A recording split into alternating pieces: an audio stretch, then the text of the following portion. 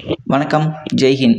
இந்த வீடியோல நம்ம எத பத்தி பார்க்க போறோம்னா, சீமான் அண்ணன் கட்சியிலேருந்து நான் எதுக்காக இந்துத்துவ சார்ந்த அந்த பிஜேபி கொள்கைய எடுத்தேன் அப்படிங்கிறத இந்த வீடியோல பார்க்க போறோம். இது என்னோட தனிப்பட்ட கருத்து தான். இந்த ஃபுல் வீடியோ பார்த்தா மட்டும் தான் தெரியும். அதுக்கப்புறம் கமெண்ட் திட்டாலும் சரி. நான் சொல்றதுக்கு முன்னாடியே நீங்க கேட்டீங்கன்னா உங்களுக்கு ஒண்ணுமே புரியாது. அதற்கான 3 காரணங்கள் இருக்கு. இனப்பிளவு, மதப்பிளவு, சாதி பிளவு. இது இவங்க மட்டும் தான் பண்றாங்களான்னு கேட்டா இல்ல. நாம் தமிழர் மட்டும் பண்றாங்களான்னு கேட்டா கண்டிப்பா இல்ல. இத எல்லா சாதி, எல்லா கட்சிகளுமே பண்றாங்க. எல்லா அரசியல் கட்சிகளுமே பண்றாங்க. மதத்திற்குன்னு கட்சிகள் இருக்கிறது.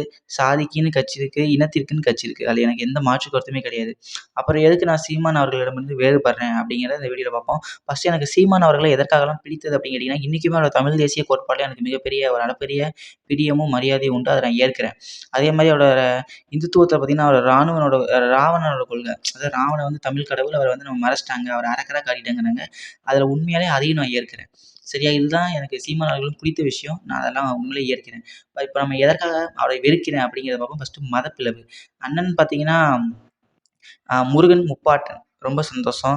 இப்போது பிஜேபி பார்த்தீங்கன்னா, முருகர் மாநாடு இப்ப நடத்துறாங்க. ஆனா 10 வருஷத்துக்கு முன்னாடி அண்ணன் பார்த்தீங்கன்னா, முருகன் முப்பாட்டனுக்கு மாநாடெல்லாம் நடத்திட்டாரு. வீரத்தமிழர் முன்னணிய வச்சு. அதெல்லாம் ரொம்ப பாராட்டுக்குரிய விஷயம். அப்புறம் எதுக்குப்பா உனக்கு பிடிக்கல அப்படின்னு கேட்டீங்கன்னா, எனக்கு அவரோட சில கொள்கைகள் பிடிச்சிருக்கு. முருகனுக்கு தமிழ்ல அர்ச்சனை இதெல்லாம் எனக்கு கும்பாபிஷேகம்லாம் தமிழ்ல நடத்தணும். இதெல்லாம் எனக்கு ரொம்ப பிடித்த விஷயம். ஆனா பிடிக்காத விஷயம் என்னன்னு பார்த்தீங்கன்னா, முருகர் உங்களோட கடவுள் அப்படிங்கிறீங்க. சரிங்களா? முருகரும் உங்களோட முப்பாட்டன் அப்படிங்கிறீங்க. இவரா இருக்கட்டும், சேகர் பாபுவா இருக்கட்டும், அ கே இந்த இந்து முன்னணி மாநாட்டுல பார்த்தீங்கன்னா, ஆந்திராவிலேருந்து துணை முதலமைச்சர் பவன் கல்யாண் வராரு. அவர் யாரு? தெலுங்கர். நீங்க அப்படிதான் ஃபர்ஸ்ட் வேறுபடுத்துவீங்க. அதனால உங்களுக்கு சொல்றேன். நீங்க தெலுங்கர்ன்னு வேறுபடுத்துவீங்க. ரொம்ப சந்தோஷம். இப்போ ஆந்திராவோட முதலமைச்சர் அவர்கள் பவன் கல்யாண், துணை முதலமைச்சர் பவன் கல்யாண் வந்து பேசுறாரு. இந்த மாரி எனக்கு முருகன பிடிக்கும். நான் இங்க தான் வளர்ந்தேன். எனக்கு முருகன் மேல நானும் முருகர் பக்தர்ங்கிறாரு. ஒரு இந்துவா ஒரு முருகனோட பக்தனா எனக்கு ரொம்ப சந்தோஷம். என்ன சொல்றது? என்ன சொல்றது? நான் உண்மையாலே இப்ப இந்து பக்தர்ங்கிறனால சொல்றேன். ஒரு ஆந்திர துணை முதலமைச்சர் வந்து அவர் இந்து பக்தர்ங்கிறது அந்த மாநாட்டுல வந்து பேசுறாங்கப்ப எனக்கு ரொம்ப பெருமையா இருக்கு. ஓகேவா? நம்ம அவர்ட்ட திணிக்கல. அவரே அத ஏத்துருக்கிறாரு. முருகன கடவுளா ஏத்துருக்காரு. ரொம்ப சந்தோஷம். இதனால இப்ப என்ன பிரச்சனை? இப்ப வந்து இந்த பாராட்டக்குரிய வேண்டிய விஷயம். நம்ம வந்து பெருமைப்பட வேண்டிய விஷயம். முருகர் பக்தரா பெருமைப்பட வேண்டிய விஷயம். ஆனா சேகர் பாபுவும், சீமான் அவர்களும் இத எதுக்கு பண்ண மாட்டேங்கிறாங்க? இவர்கள் மட்டும் தான் சாமி கும்பிடணும்னு நெனைக்கிறாங்களா? இவர்கள் சாமி கும்பிட மாட்டேங்கிறாங்க. அத கடவுள வந்து அரசியல் ஆயுதமா பயன்படுத்துறீங்க. தமிழர்கள் பயன்படுத்தணும்னு சொல்லிட்டு தமிழர்களையும் கும்பிட விட மாட்டேங்கிறீங்க. உங்களுக்கு அந்த கடவுள் வெறுப்புங்கிறது இருக்குல்ல. அப்புறம் எதற்காக நீங்க இது போன்ற வேஷம் போடணும்? ஒரு தெலுங்குலேருந்து ஒருத்தர் வந்து துணை முதலமைச்சர் வந்து எனக்கு கடவுள் பக்தர்ங்காரு. பாராட்டுங்க, ஆதரிங்க. நீங்க உண்மையிலே முருகர் பக்தரா இருந்தா உங்களுக்கு பெருமை தானே! இல்ல வருத்தப்பட வேண்டிய விஷயம் இருக்கா?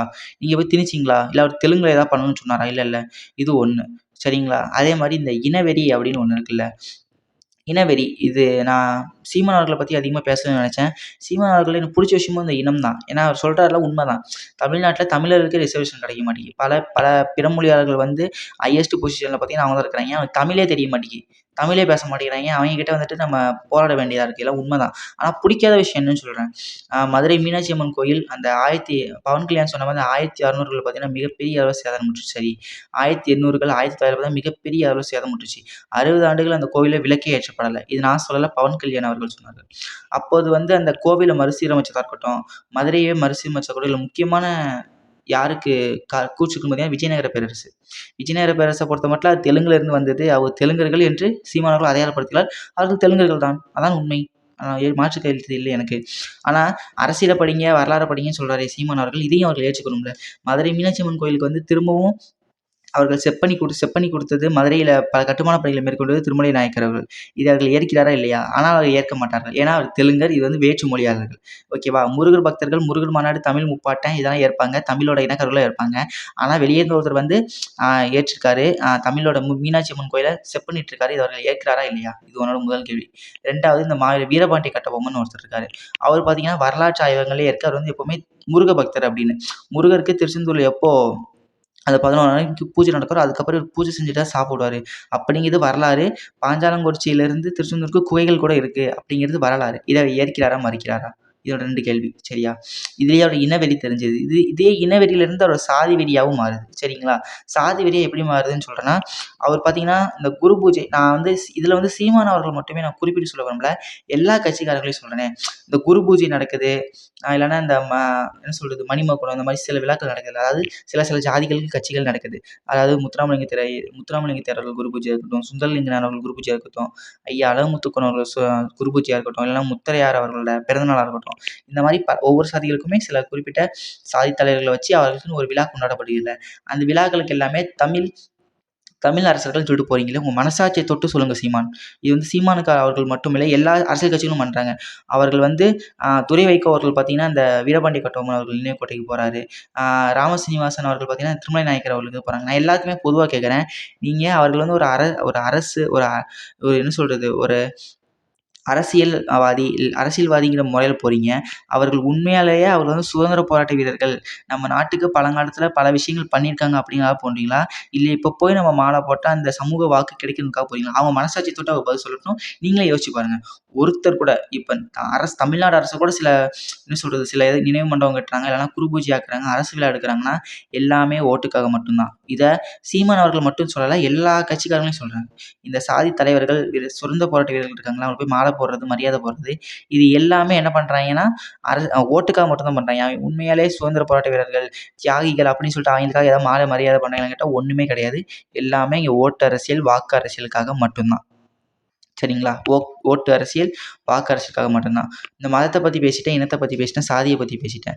இதான் சீமான பத்தி நீங்கள் அவர்களிடமிருந்து விலகி நீங்கள் இப்போ பிஜேபிக்கு போக என்ன காரணம்னு பார்த்தீங்கன்னா, நான் திரும்பவும் சொல்றேன். இப்போ தமிழ்நாடு அரசியல்ங்கிறது ரொம்ப மோசமான நிலையில இருக்கு. தமிழ்நாடு மட்டும் இல்ல, எல்லா அரசியல் கட்சிகளுமே செலவு பண்றாங்க. எல்லா அரசியல் கட்சிகளுமே காசு வருமானம் பார்க்குறாங்க. இப்போ என்ன சொல்றது? கா அ துட்டுங்கிறது அரசியல்ல இருந்து எடுக்க முடியாத தவிர்க்க முடியாத ஒன்றாயிட்டு. இத நான் ஏத்துக்கிறேன். நீங்களும் இத ஏத்துப்பீங்க. ஆனா நான் இப்ப எல்லா கட்சியுமே என்ன பண்றாங்கன்னா, கொள்ளையடிக்கிறாங்க, சம்பாதிக்கிறாங்க. அப்ப நான் எதுக்கு பிஜேபி சேர்ந்தேன்? அவங்களுக்கு ஒரு கொள்கை இருக்குல்ல. ஓகே, இந்துத்துவம்னு ஒரு கொள்கை இருக்கு. தேசியவாதம்னு ஒரு கொள்கை இருக்கு. அது ரைட்டு, தப்புங்கிறது 2வது. சரிங்களா? அப்பனா அப்படிங்கிற பட்சத்தில நான் அந்த பிஜேபிங்கிற கட்சி எனக்கு அந்த பிடிக்க ஆரம்பிக்குது. இது இவங்க சொன்னது தான். இப்ப என்ன சொல்றது? அ முருகன் முப்பாட்டங்கிறாரு. நம்ம சைவர்கள்ங்கிறாரு. எல்லாம் ரைட்டுப்பா. முருகர் வந்து அ என்ன சொல்றது? சைவ கடவுள் தானே! அவர் வந்து என்ன சொல்றது? அசைவம் ஆகாது தானே! அப்போ சில பேர் வந்து மலையாளத்தில உட்காந்து கறி சாப்பிடுறாங்க. கறி வெட்டணுங்கிறாங்க. அது எதுக்கு உங்களுக்கு துணிவு இல்லையா சீமான் அவர்களே? துணிவு இல்லையா? திராணி இல்லையா சீமான் அவர்களே? நீங்க எதுக்காக எதிர்க்க மாட்டேங்கிறீங்க? ஏன்னா உங்களுக்கு சிறுபான்மை ஓட்டு போயிரும். ஏன்னா இங்க ஓட்டு அரசியல் தான் எல்லாமே. ரைட்டு தானே! நீங்க தமிழ் தேசிய போராளி தான். தமிழ் தேசியத்துக்காக போராடுறீங்க. உங்கள வாழ்த்துறேன், வணங்குறேன். ஆனா இந்த கொள்கையில எனக்கு உங்களோட உடன்பாடு இல்ல. மாற்றுப்பாடு இருக்கு. சரிங்களா? உண்மையா இல்லையா? சிஎஸ்ஐ சர்ச்சிலயும் பல வகையான குளறுபடிகள் இருக்கு. ஆமாவா இல்லையா? வகுப்போர் வாரியத்தில் பல வகையான குளறுபடிகள் இருக்கு. ஆமாவா இல்லையா? அ அப்ப என்ன உங்களுக்கு பிரச்சனை? சொல்லுங்க. இந்த அறநிலையத் சுமத்தை ஒழித்து கட்ட வேணும். இதுல உங்க நிலைப்பாடு என்ன? சொல்லுங்க. முருகன் மட்டும் தான் உங்க கடவுள்னா, மதுரை மீனாட்சி யாரு? காஞ்சி காமாட்சி யாரு? இதெல்லாம் எனக்கு தெரிஞ்சாகணும். முருகன் மட்டும் தான் உங்க கடவுள், முப்பாட்ட கடவுள். ராவணன், முருகன், சிவன் தான் உங்க கடவுள்னா, மதுரை மீனாட்சி அவர்கள் யாரு? காஞ்சி காமாட்சி அவர்கள் யாரு? ஸ்ரீரங்கநாதர் அவர்கள் யாரு? இதெல்லாம் எனக்கு தெரிஞ்ச விஷயம். இதுக்கெல்லாம் சீமான் அவர்களே சிறந்த பதில் குடுப்பார்ன்னு நெனைக்கிறேன். இதெல்லாம் எனக்கு குழப்பங்கள் இருக்கு. இந்த குழப்பமா இருக்கட்டும், இனவெறியா இருக்கட்டும், மதவெறியா இருக்கட்டும், இது எல்லா கட்சியும் பண்றாங்க. சீமான் அவர்கள மட்டும் நான் தனித்து சொல்ல விரும்பல. இதிலிருந்து எனக்கு சில வேறுபாடுகள பிஜேபி அவர்கள் சங்கி கட்சியா இருந்தாலும் இந்துத்துவ கட்சி தான். அதுல எந்த மாற்று கருத்துமே கிடையாது. ஒரு இந்துவா இருக்கும்போது அது எனக்கு சேஃபா தெரியுதே. என்ன சொல்றது? எல்லாம் சிறுபான்மைங்கிறாங்க. அப்ப நான் பெரும்பான்மைங்கிற எனக்கு என்ன இருக்கு? அப்படிங்கிற கேள்வி எழுதுல. ம். உலகத்திலேயே 2டே நாடுகள்ல மட்டும் தான் இந்துக்கள் பெரும்பான்மை. ஒன்று நேபாள், இன்னொன்னு இந்தியா. இங்க இந்தியாலயே பாதுகாப்பு இல்லன்னா எங்க போறது? அதனாலேயே என்ன சொல்றது? நான் பிஜேபி கட்சியில போய் சேர்ந்தேங்கிறத விட, பிஜேபி அவர்கள் கட்சியில போய் தள்ளப்பட்டேங்கிறது தான் உண்மை. சீமான் கட்சியில எனக்கு பல மாற்று கருத்துக்கள் இருக்கு. பல வேறுபட்ட சிந்தனைகள் இருக்கு. இத வருங்கால வீடியோக்கள்ல பேசுவோம். அ இதுக்கு பல கேள்விகள் எனக்கு இருக்குங்க. இது அரசியல் குழப்பமா கூட இருக்கலாம். இது குறித்து உங்களுக்கும் சில குழப்பங்கள் இருந்துச்சுன்னா, நீங்க கண்டிப்பா கமெண்ட் பண்ணலாம். தயவு செஞ்சு இந்த வீடியோவ ஃபுல்லா பார்த்துனீங்கன்னா மட்டும் கமெண்ட் பண்ணுங்க. அப்பதான் நான் என்ன பேசியிருக்கேங்கிறது உங்களுக்கு புரியும். இதுவரைக்கும் பார்த்தீங்கன்னா ரொம்ப நன்றி. இந்த வீடியோ தயவு செஞ்சு சப்ஸ்கிரைப் பண்ணுங்க, லைக் பண்ணுங்க, ஷேர் பண்ணுங்க. தேங்க் யூ ஃபார் வாட்சிங் திஸ் வீடியோ. Thank you.